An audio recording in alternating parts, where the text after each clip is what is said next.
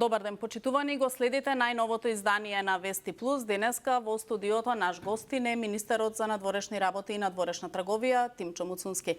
Господине Муцунски, добре дојдовте и ви благодарам секако што ја прифативте поканата. Добар ден и на вас ви благодарам за поканата и можноста да бидам учесник во вашата емисија. Господине Муцунски, ајде ќе започнеме со она што е најактуелно. Поранешниот вице-премиер за добро владење е унапреден, да кажам, или назначен за специјален представник во Брисел од владата. Тоа е одлука донесена на вчерашната седница на влада. Па дали назначувањето на оваа функција еден вид, би рекла, награда за Фетај, со оглед на тоа што се знаеше во јавност, имаше информации дека неколку месеци не одеше на работа, земаше плата, и каква порака се испраќа со ова и до сите владини функционери и до граѓаните? Дали тоа значи дека да не одат на работа, да земаат плата и дека на крај ќе бидат наградени за такво нешто? Видете, постојат легитимни прашања за кои што нашата јавност заслужува одговор. Јас ги следам и дел од реакциите кои што доаѓаат од јавноста и би сакал да ги поделам и реакциите кои што доаѓаат и од политички ентитети, но и од други представници на јавноста во две категории. Првата е прашањето, односно дилемата кој што некои представници на опозицијата отворија, зошто државата именува специјален пратеник во Европската унија. Критиката доаѓа од влада која што самата, например, во 2018 година именувала специјален пратеник во НАТО. И сакам да кажам дека тоа е пракса која што не само нашата држава, туку многу голем број европски држави имаат како практика. Кај нас постои таа категорија во Законот за надворешни работи, кога за одреден период, најчесто пократок од цел дипломатски мандат, именувате некого со специфична цел. Зошто ние како влада прво одлучивме да именуваме специјален пратеник во Европската унија? Тоа е пред се заради фактот што имаме засилена динамика на активности поврзани со европската интеграција, очекувањето дека за планот за раст ќе добиеме така наречен топ-ап, односно нови мерки кои што ќе треба да ги спроведуваме, нови средства, и сметавме дека треба да направиме едно засилување на нашиот дипломатски ангажман. Право кој што го има владата согласно Законот за надворешни работи, право кој што го користела скоро секоја наша влада до сега, врз основа на потреба и интерес на државата за реализација на прашања поврзани со европската интеграција. Второто прашање, првото е зошто специјален пратеник, второто е зошто Арбен Фетај. Сакам отворено да зборуваме прво за кој е Арбен Фетај. Арбен Фетај е личност кој што го има стекнато и своето образование и додипломски студии, магистарски студии во Белгија. Ги познава сите официјални јазици на Белгија.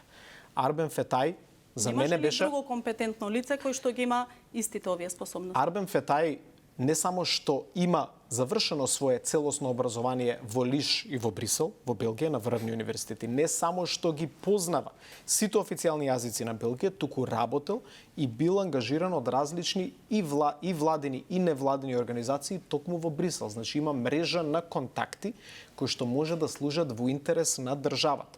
Објективно гледано, и ова е и мој став, но и ставот на претседателот на владата Мицкоски, Арбен Фетај, тука треба да бидеме и транспарентни со нашата јавност, има двојно државјанство, македонско и белгиско.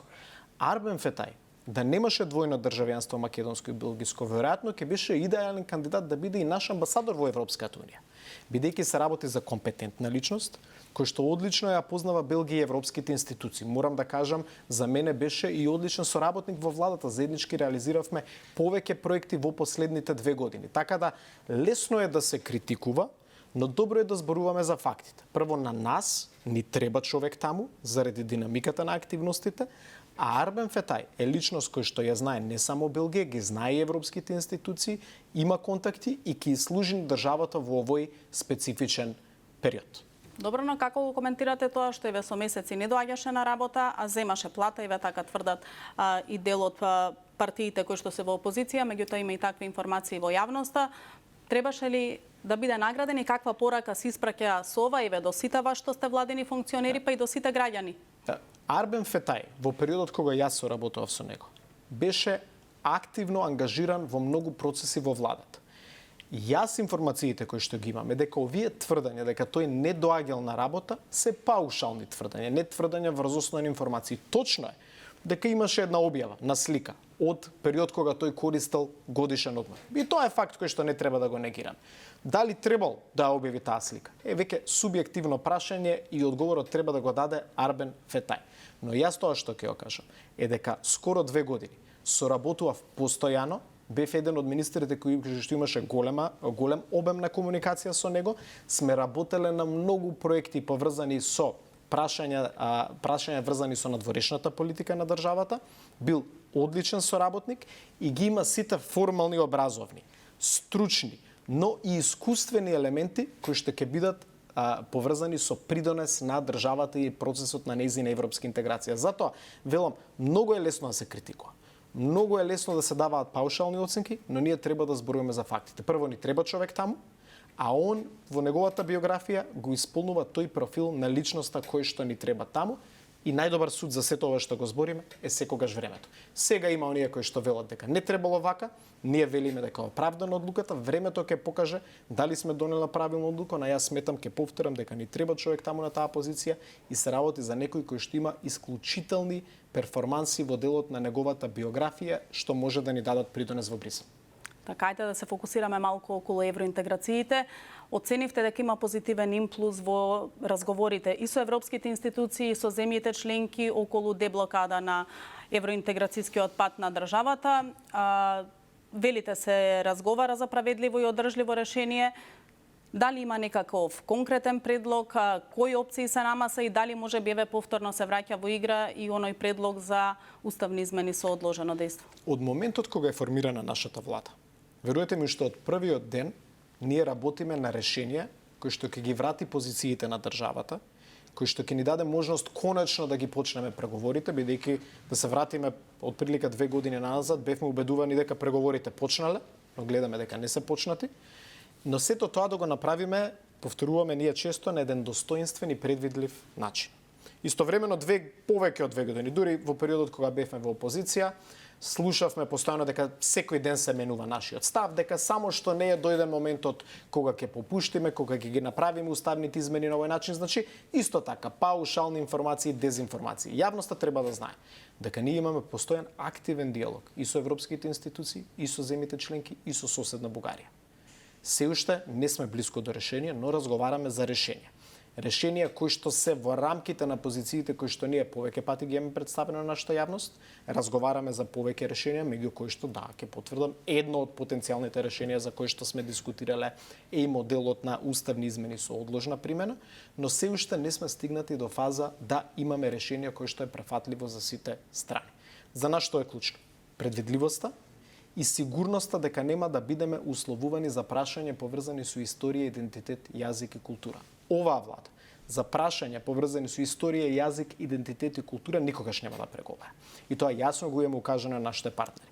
За европски вредности сме подготвени да дискутираме, но исто така треба да дискутираме и како нашиот сосед самиот не ги почитува највисоките европски вредности кои што се олицетворени во Европската конвенција за човекови права, односно немањето на капацитет да се регистрираат само представниците на македонците кои што живеат во соседна Бугарија. И сите овие прашања се тема на разговор.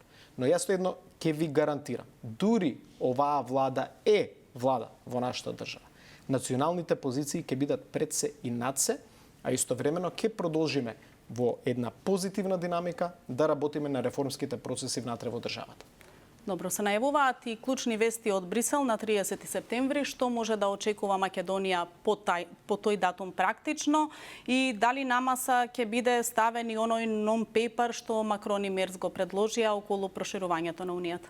Non-paperот кој што дојде од Франција и Германија пред самитот во Тиват ја отвори во еден позначаен контекст дебатата за како ќе се димензионира политиката за проширување, кој што и многу во Европската Унија правилно ја сметаат за застарена.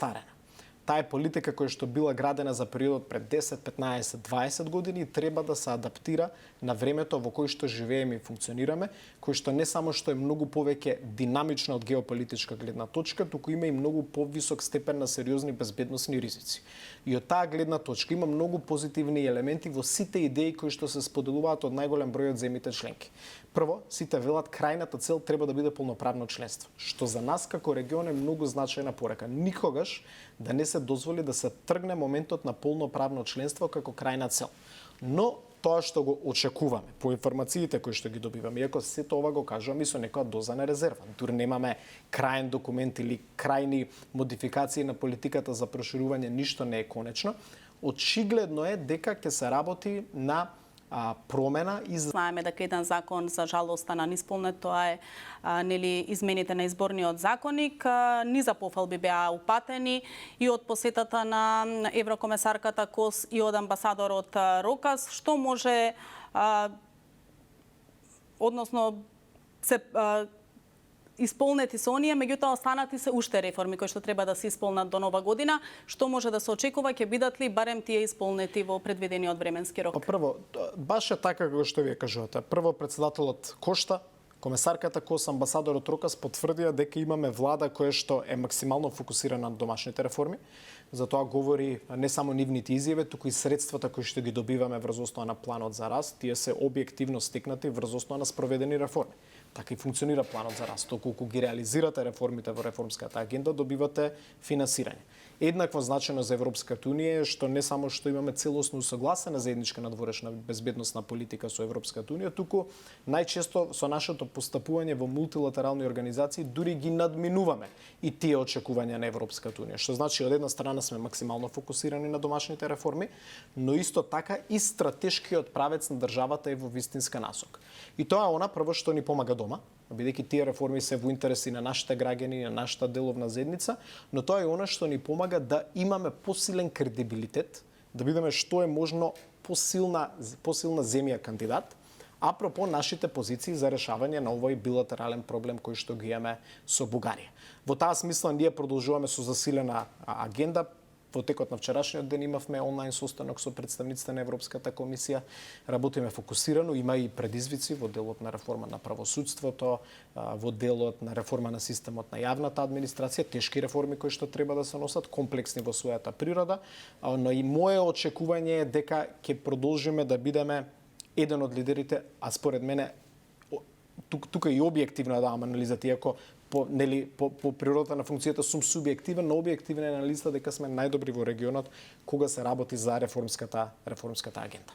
Велите најдобри фронтранери и очекувате нели да се исполнат и останатите реформи, меѓутоа останува и оној услов кој што е јасен, тоа се уставните измени.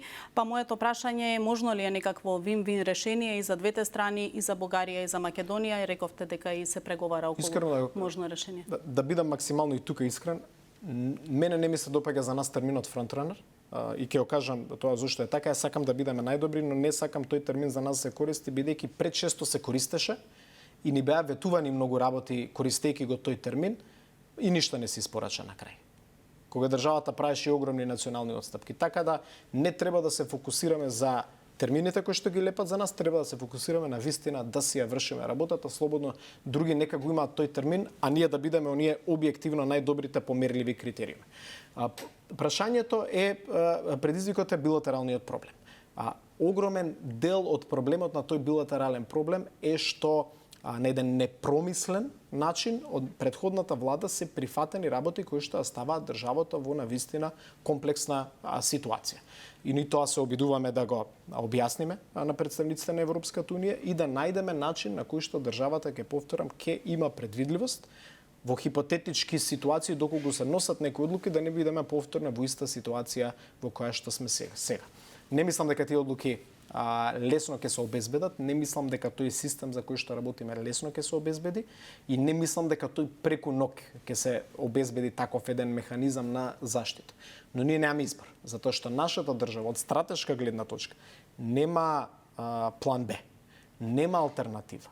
Значи за нас единствената алтернатива е само плана, а тоа е да работиме државата да се европеизира и да чекориме кон полноправно членство во Европската унија. Подготвена е власта да чека колку што е потребно за да се дојде до такви механизми? Прво, лично сум убеден дека Европската унија во својата историја покажала дека кога постои политички импетус, кога постои желба политичка, наоѓа начин да се дојде до решение. И нема некој што не може да ме убеди дека не е тоа така. Ние мора да правиме се што е потребно од наша страна, да докажуваме не само во зборови дека сме за Европската унија. Тоа одлично го правеа нашите претходници. Постојано само за Европа зборува, но ако ги погледнете нивните извештаи, ќе видите дека не се реализираа реформи. Ние треба на дела тоа да го покажуваме како што го правиме со реформската агенда. Треба да продолжиме нашата стратешка траекторија во делот на надворешната и безбедносната политика, бидејќи тоа е многу значаен фактор по кои што Европската унија во овој период на фрагментација надворешна политичка ги следи земите кандидати. А понатаму ќе се најде решение. Не мислам дека целта е да се чека до недоглед, но истовремено не мислам дека го имаме и луксузот да прифатиме решение по секоја цена и повторно за некој период да имаме истата дебата која што ја имаме сега. Премногу пати ни е ветувано дека доколку направиме национална отстапка за возврат дека ќе добиеме фронтранер статус и само што не е завршен нашиот пат кон Европската унија. Мораме на цврст темел да ги поставиме националните позиции и доколку сме најдобриот кандидат како што сме, верувам дека има пат кон решение.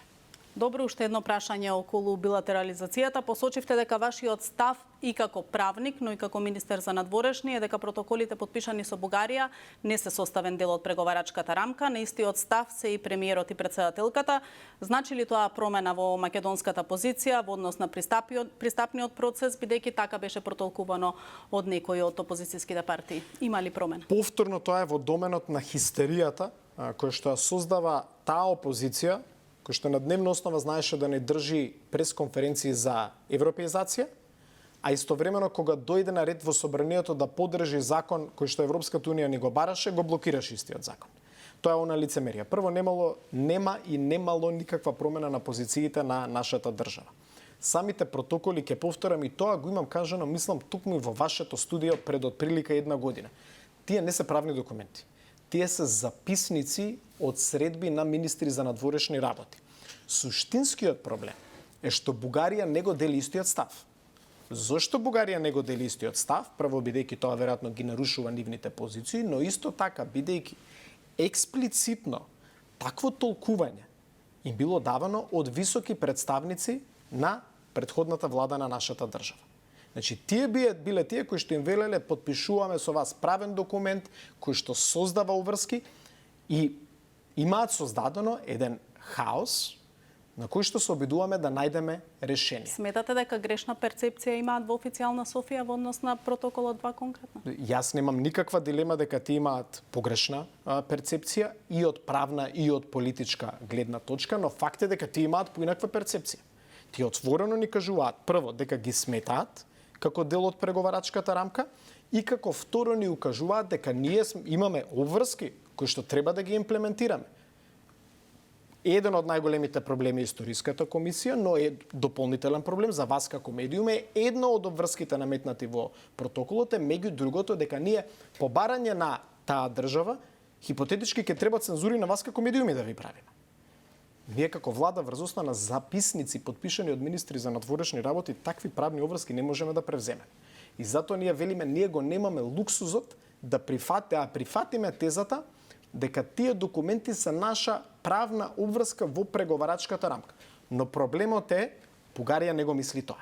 Бугарија не го мисли тоа прво заради заштита на тоа што сметаат дека е заштита на нивни позиции, иако според мене со целото тоа однесување. Бугарија штети на свој интерес. Бугарија има интерес ние да одиме напред. Бугарија има интерес ние да имаме засилени билатерални односи, но таму очигледно се уште не е создадена доволна критична маса да го дели тој став, а заблудата е меѓу другото создадена и од нашите претходници во владата, кои што немале за цел да си го штитат интересот на својот народ, туку имале за цел да бидат допадливи на неколку европски политичари кои што сега веќе не се ни активни европски политичари. Дел од нив се пензионирани, некои работат во академскиот свет, извинете, ама да се предаде својот народ, за да бидете допадливи на неколку колеги од меѓународниот свет, е најголемиот греф кој што можете вие да го направите во политиката, бидејќи ние нашиот легитимитет го црпиме од народот кој што не гласа и треба да работиме за неговата долгорочна иднина. Во интерес на времето ќе ми дозволите уште едно прашање на крај на емисијата. Сме неодамна во официјална посета на земјата беше претседателката на Индија Мурму. Дали ваквата посета значеше и праќање сигнали за некакви наши алтернативи или беше само билатерален чин без некое геополитичко значење? Па прво јас сакам да честитам на нашата претседателка што успеа да издействува при посета на претседателката на една од најголемите и најмокните земји во светот при регионална европска посета да бидеме една од земјите кои што беа опфатени. а таа посета имаше и политички контекст, но и засилен деловен контекст. Имаше еден голем бизнис форум каде што представници на стопанските заедници на двете држави се сретнаа. Ако ме прашувате за геополитичкиот контекст, сите наши стратешки партнери, дали е тоа Соединетите американски држави, дали е тоа Европската унија, прават се да имаат засилени политички и трговски односи со Индија. Пред неколку месеци во заедничка посета председателот на Европскиот совет господинот Кошта и председателката на Европската комисија фон дер Лајен беа во Индија каде што потпишаа неколку трговски договори со Индија.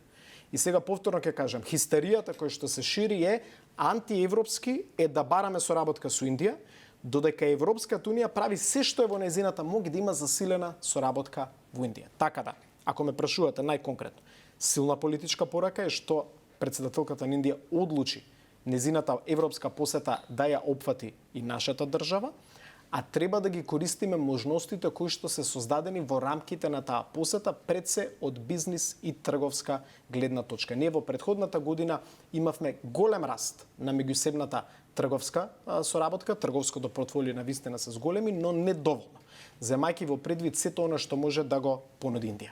Така, ви благодарам за вашето гостување, времето истече за овој разговор. Ви благодарам и на вас. Почитувани, ви благодарам што не следевте и денеска и секако останете со програмата на Канал 5 и во продолжение од мене пријатно.